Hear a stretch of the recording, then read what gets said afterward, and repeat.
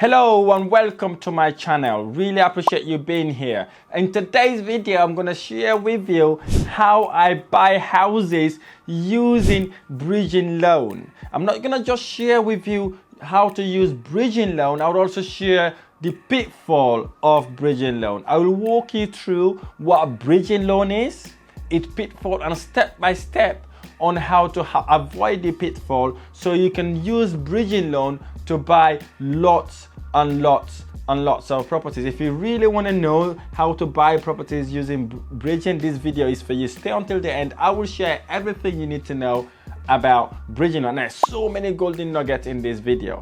So let's get to it. Before we get going, if you like this video or any of my videos, or you happens to be the first time watching me, hit the subscribe button so that you get notification for when we post more amazing videos. So let's get to it. So before we get going, it's important to understand what bridging loan is. So what is a bridging loan? A bridging loan is a type of short-term loan typically taken out for a period of 2 weeks to 3 years, pending the arrangement of larger or longer term finances. In other words, bridging loan helps you buy properties for a very short period of time to allow you to get a proper lender to lend you money to buy the houses. So in a nutshell, that's what bridging loan is. It's a short-term lending between 2 weeks to 3 years. So now let's look at what we need to be looking at in order to understand whether we want to use bridging loan or what type of bridging loans are out there. So the first thing you want to do is to research the bridging loan lenders. Find out what type of bridging loan lenders are in your investment area or maybe in your country. Beginning by identifying the lenders or the financial institutions that provide these sort of loans enables you to understand what percentage, what charges each of these companies would charge you should you go and borrow a bridging loan from them.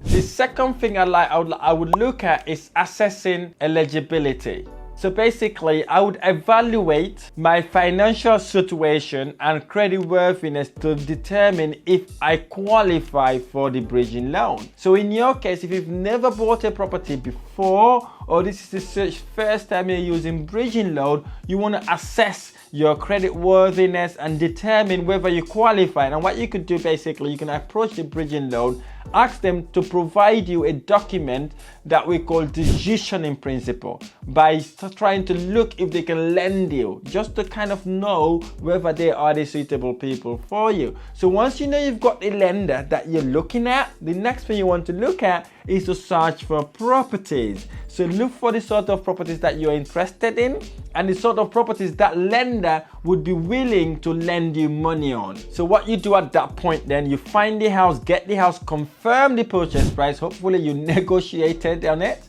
and you got the purchase price. So once you've got the purchase price, you've agreed to buy that property. The fourth step is to complete the loan application form. Because you know they've already pre-approved you, you'd have known the process on applying for the bridging loans. What you do next, you complete the form, you submit the application form to your chosen lender.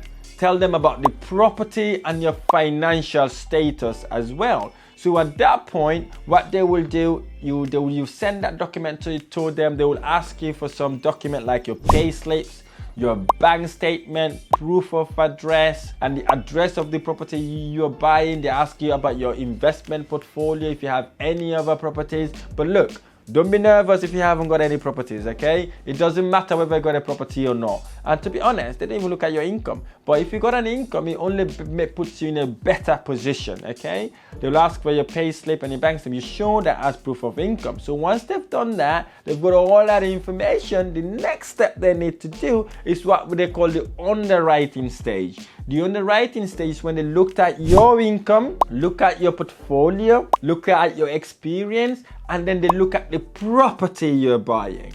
Then the underwriter will look at the property and see really the money you're lending, whether it's worth that property in the first place. Hopefully you know what you're doing. If you've been watching my videos or been to any of my property events, you know what you're doing at this point. So guess what? The underwriter will look at that and then kind of come back and say whether they've approved the loan or not. But here's what you want to remember at this point.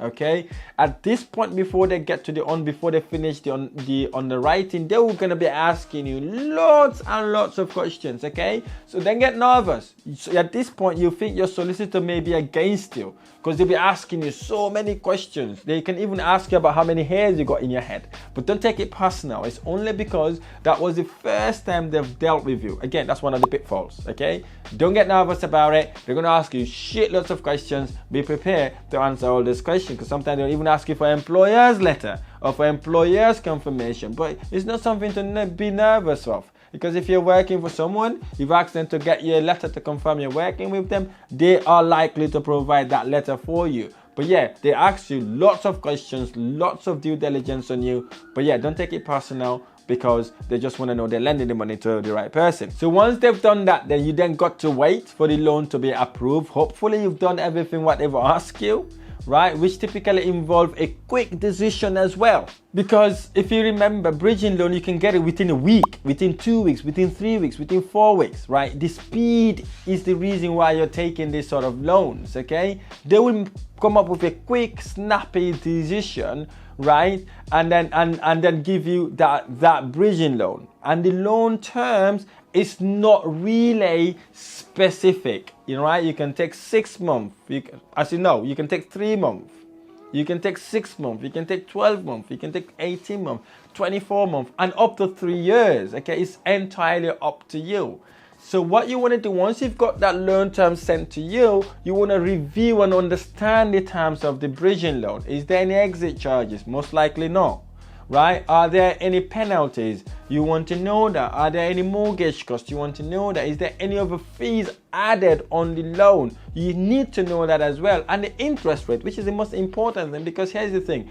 The interest rate they charge you is not APR. It's interest rate per month.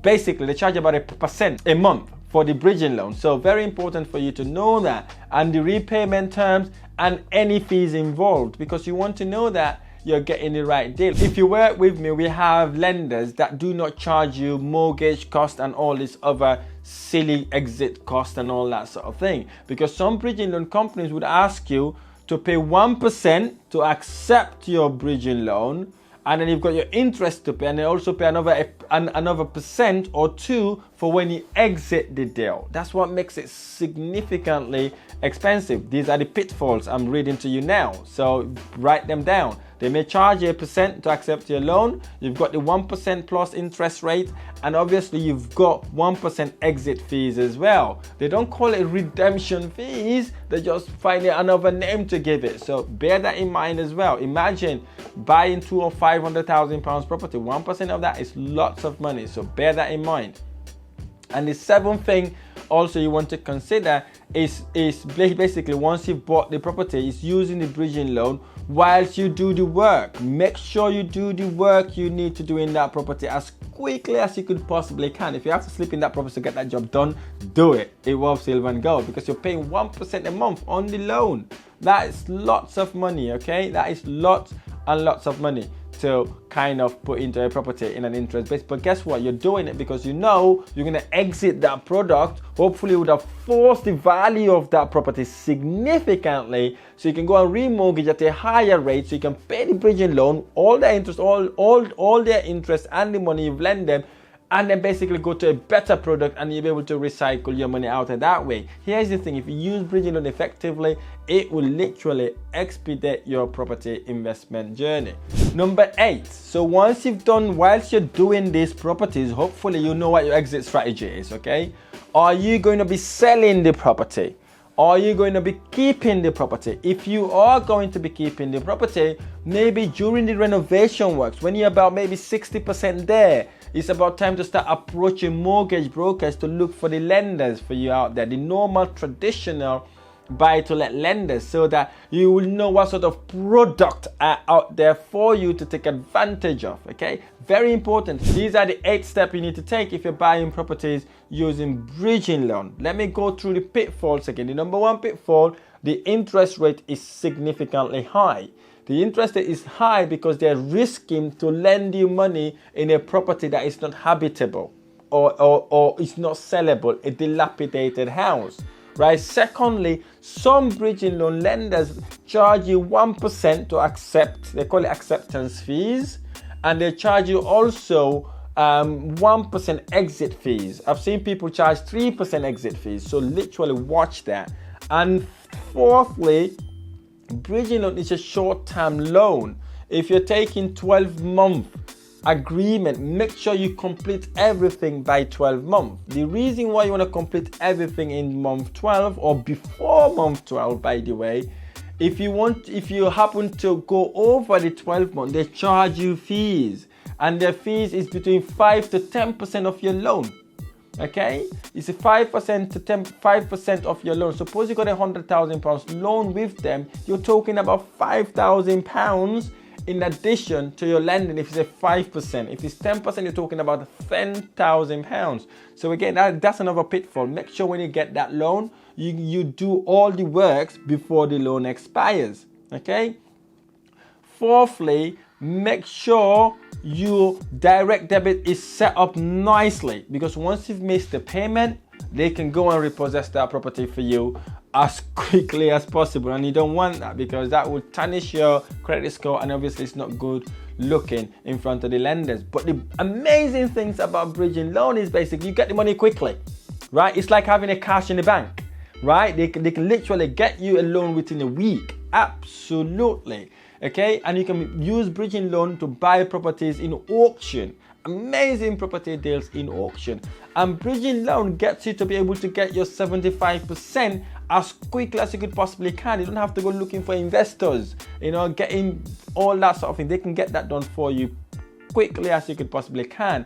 And it is one of the fastest way to expedite your property investment journey. So if you know what you're doing, bridging loan is one of the fastest way to help you build a multi-million-pound property investment portfolio. I've been using bridging loan since I started my investment journey, and it has helped me expedite and explode my investment journey. But get someone to mentor you, guide you throughout the process in order to reduce the mistakes you make, because end of the day, you want to make your money work a lot harder for you, and your properties giving you amazing cash flow instead of giving you nightmares. But bridging loan is really a good way to expedite your property investment portfolio. I really hope this video has been helpful. If this video has been helpful, smash that like button below, subscribe to my channel for more amazing videos. I look forward to sharing the next video.